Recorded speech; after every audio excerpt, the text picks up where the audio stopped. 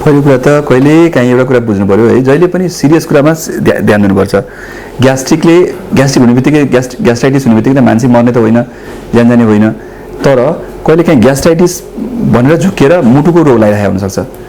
त्यस कारणले बिचमा पेट दुख्यो यो मुटु दुख्यो भनेर भन्छ नि मान्छेहरूले, त्यस्तो कन्डिसनमा पहिलो काम भनेको हामीले ग्यास्ट्राइटिस हो कि मुटुको समस्या हो भन्ने कुरा थाहा पाउनु पर्यो।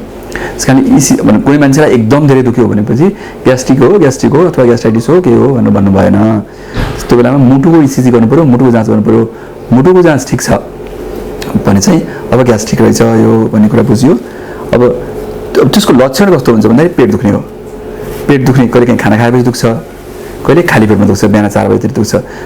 बिहान 4 बजेतिर दुख्ने चाहिँ त्यो ड्युडेनममा स्टोमकभन्दा तलतिर, आमाशयभन्दा तलतिरको घाउमा केही समस्या पऱ्यो भने दुख्ने हो।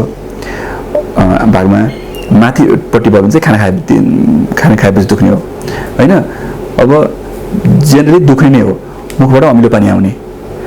अब सुरुवात यसरी नै हो, तर पछि गएर अब यसको कम्प्लिकेसनहरू आउन थाल्छ। कम्प्लिकेसन भनेको ब्लिडिङ हुनसक्छ, कहिले मुखबाटै ब्लिडिङ हुने, दिशा कालो जाने, कहिले भमिटमा ब्लड भयो दिशा कालो गयो भने त्यो सोच्नु पर्यो सिरियस भयो, ब्लिडिङ भयो, ग्यास्ट्रिकले गर्दा ब्लिडिङ भयो भनेर। अर्को कहिले काहीँ त्यो स्ट्रक्चरै गडबड हुन्छ, त्यसै अब्स्ट्रक्सन हुन्छ, खाना निल्न सक्दैन। खाना खायो त्यसपछि भमिट गर्यो, क्यान्सर जस्तो लक्षण देखा पर्ने, त्यस्तो पनि हुनसक्छ।